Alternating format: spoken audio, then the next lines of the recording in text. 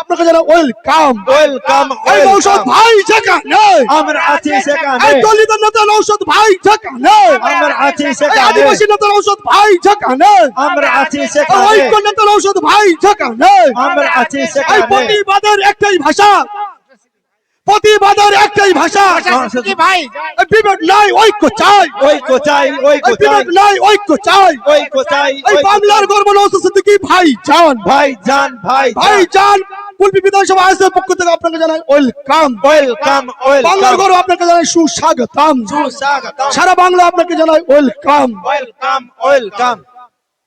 ভাইজানকে আসার মতো জায়গা করে দেবেন। ইন্ডিয়ান সেকুলার ফ্রন্টের পক্ষ থেকে ভাইজান আপনাকে জানাই ওয়েলকাম। ওয়েলকাম। আমাকে যে ফুলটা দিয়েছে গো, এটা ফুল দাও। এই আমাকে ফুলের মালা পরালো তো নাকি? এই ফুলটা যদি দীর্ঘদিন বাড়িতে রেখে দেই কি হবে? শুকাবে, শুকানোর পরে কি হবে? হয় শুকাবে না হলে পুষতে শুরু করবে, দুটোর মধ্যে একটা হবে। হয় শুকিয়ে যাবে আর না হলে পচতে শুরু করবে। পচলে কি হবে? দুর্গন্ধ ছড়াবে। দুর্গন্ধ ছড়াচ্ছে না এখন? হিন্দু মুসলমানের মধ্যে বিভেদ তো এই দুর্গন্ধ থেকেই হচ্ছে ভাই। ছিল এতদিন এই ফুল বাংলাতে ছিল না, দু ফুলই ছিল না, পদ্ম ফুল আর জোড়া ফুল বাংলাতে ছিল না। বাংলা হিন্দু মুসলমানের মধ্যে কোনো অশান্তি ছিল না।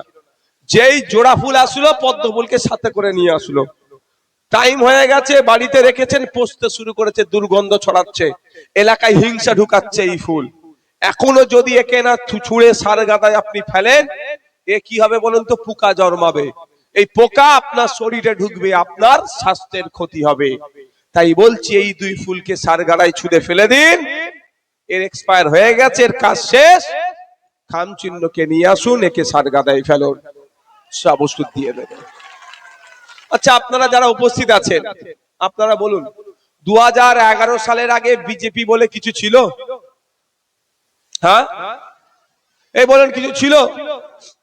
যেই তৃণমূল 2011-তে ক্ষমতায় আসলো, সেই বিজেপি নামক দলটাকে আমরা চিনতে পারলাম। আপনারা চাইছেন এখন বিজেপিকে আটকাতে অনেকে, তাই তো?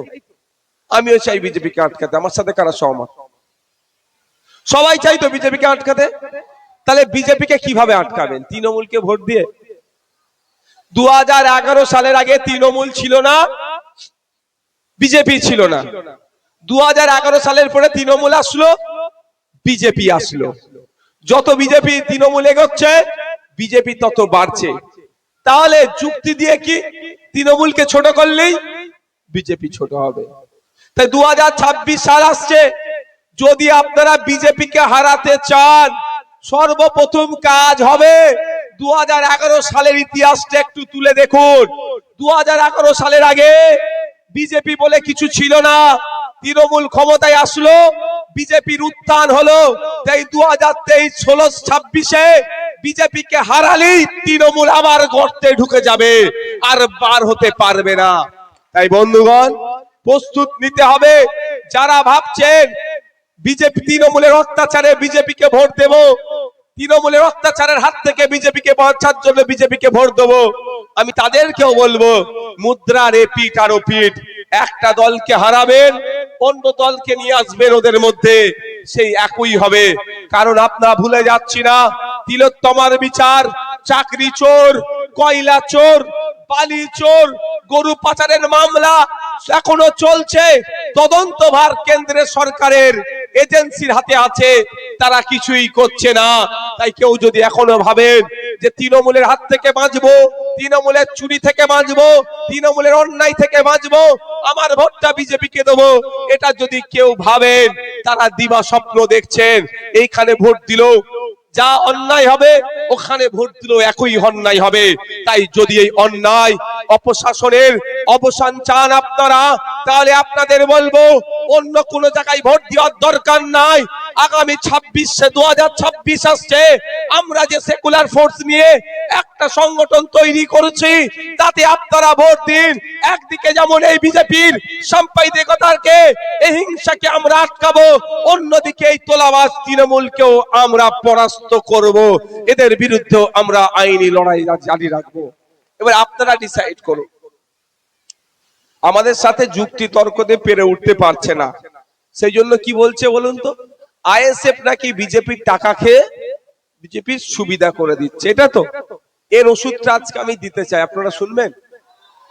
হ্যাঁ, এর ওষুধটাও এটাকে লাগাতে চাইবে, আমি সেটাকেই দেবো। অন্তত সরকার মামলাটা করুক, খরচ আমি সরকারকে দেব, এটা বলেছিলাম। সেটাও মানেনি। মানে মোদিজির কথা রাখতে হবে দিদিকে।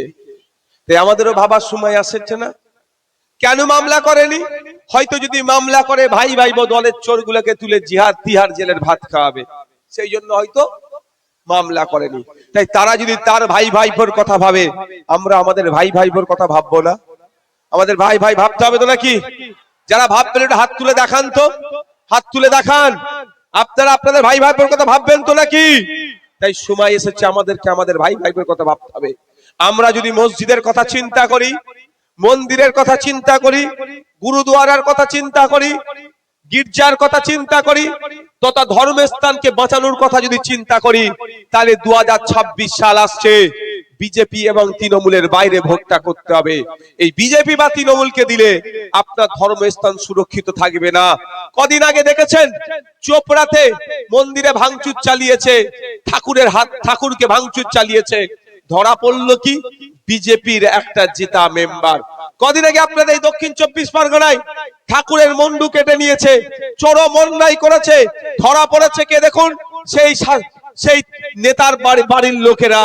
অর্থাৎ এই বিজেপি তৃণমূলের পাল্লাই পড়লে আমরা যে সম্প্রীতির সাথে, আমরা যে ঐক্যের সাথে হিন্দু মুসলমান নির্বিশেষে কাঁধে কাঁধ মিলিয়ে বসবাস করছি, এটাকে ধ্বংস করে দেবে এই বিজেপি আর তৃণমূল মিলে।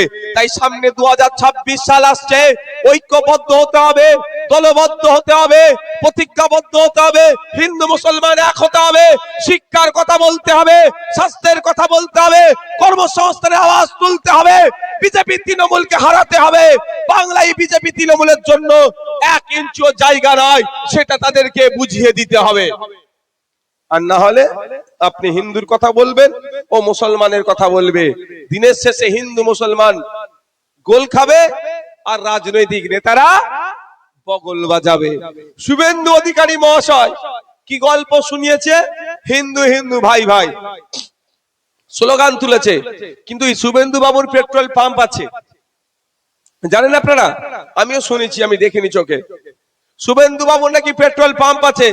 তাহলে উনি পেট্রোল পাম্পে গিয়ে লিখে দিক সামনে মাথায় যে হিন্দু হিন্দু ভাই ভাই, মুসলমানকে তেল বিক্রি নয়। ঠিক তা লিখেছে? লিখবে না, এটা ব্যবসা। ভোটের সময় সহজ সরল নিরীহ হিন্দু ভাইগুলোকে ধর্মের জিগির দুলিয়ে ক্ষমতায় আসতে চাইছে। তাই আমি আপনাদের বলবো, আর মমতা ব্যানার্জিও বলে দিয়েছে মুসলমান মুসলমান ভাই ভাই, বকলে ডাইরেক্ট বলেনি, তাই বলেছে তো নাকি? মুসলমানদের অনেক কাজ করে দেবো। দক্ষিণ গাজীপুর এলাকার মানুষজন, আপনারা একটা বুথ থেকে আমাকে হাত তুলে দেখান একজন গত 14 বছরে একটা নতুন শিক্ষা প্রতিষ্ঠান আপনাদের এলাকায় হয়েছে। কিন্তু আমি বলছি, দক্ষিণ গাজীপুর এলাকাতে বুথে লিগাল ইল্লিগাল মদের দোকান মমতা ব্যানার্জি 14 বছরে বানিয়ে দিয়েছে। তাহলে শিক্ষা দেবে না, দেবে কি? মদ, হিংসা। তাই আপনারা যদি চান শিক্ষা ব্যবস্থা ফিরে আসুক, শিক্ষার পরিকাঠামো গঠন হোক, স্বাস্থ্য পরিষেবা নিতে গেলে কুলপির মানুষকে কলকাতায় যেতে লাগবে না, এখানকার কুলপির মানুষ দক্ষিণ 24 পরগনার মানুষকে পিজিতে যেতে লাগবে না, এনআরএসে যেতে লাগবে না, আরজি করে যেতে লাগবে না, এসএসকেএমে যেতে লাগবে না। যদি আপনারা চান, এই রাজ্যের মানুষ যদি চায় সবাইকে হেভি ট্রিটমেন্ট নিতে, কলকাতায় যেতে লাগবে না। আমরা যে যার জেলায় একটা পিজি দরকার, আরজি কর দরকার, এনআরএস দরকার, তাহলে বলবো কোনো ফুলে হাত দেওয়ার দরকার নাই। দুটো ফুল এক্সপায়ার হয়ে গেছে, জোড়া ফুল পদ্ম ফুল এক্সপায়ার হয়ে গেছে, ও পচে গিয়েছে, দুর্গন্ধ ছড়াচ্ছে, ওই ফুল থেকে পোকা জন্মেছে। ওকে যদি যত্ন করে রাখেন, ওই পোকা আপনার শরীরে গেলে আপনার স্বাস্থ্য খারাপ হবে। আপনাদের বলবো, সামনে 2026 আসছে, ওই ফুলকে সারগাদায় ফেলুন, আমাদেরকে সুযোগ দিন। আমাদেরকে যদি সুযোগ দেন, আমি কথা দিয়ে যাচ্ছি, আপনাদের কলকাতার পিজি হসপিটালে চিকিৎসা করতে যেতে লাগবে না। কলকাতার মতো পিজি হসপিটাল আপনার জেলায় আমরা হাজিরি করে দেব। সুন্দরবনের মানুষকে পিজি হসপিটালে যেতে লাগবে না। আরামবাগের মানুষকে পিজি হসপিটালে যেতে লাগবে না। মালদার মানুষকে, মুর্শিদাবাদের মানুষকে, দিনাজপুরের মানুষকে, দার্জিলিং এর মানুষকে, পুরুলিয়ার মানুষকে, বাঁকুড়ার মানুষকে কলকাতার নামি দামি সরকারি হসপিটালে আসতে লাগবে না। কলকাতার নামি দামি হসপিটালের মতো হসপিটাল জেলায় জেলায় তৈরি করে দেবে আইএসএফ, যদি আপনারা আমাদেরকে সুযোগ দেন। 5 বছর টাইম পায় তো একটা সরকার, হ্যাঁ? 5টা হসপিটাল 5টা জেলায় আমরা তৈরি করে দেখিয়ে দেবো। যদি না পারি, পরের 5 বছরে আমাদের দিকে তাকাবেন না আপনারা। এবার আপনারা ডিসাইড করুন, এখান থেকে কলকাতা চিকিৎসা করতে যাবেন না এই জেলাই থেকে জেলাতেই কলকাতার মতো চিকিৎসা পাবেন, আপনারা ডিসাইড করুন। তাই বলছি, তাই এই দুই ফুলে হাত দেওয়ার দরকার নেই। এই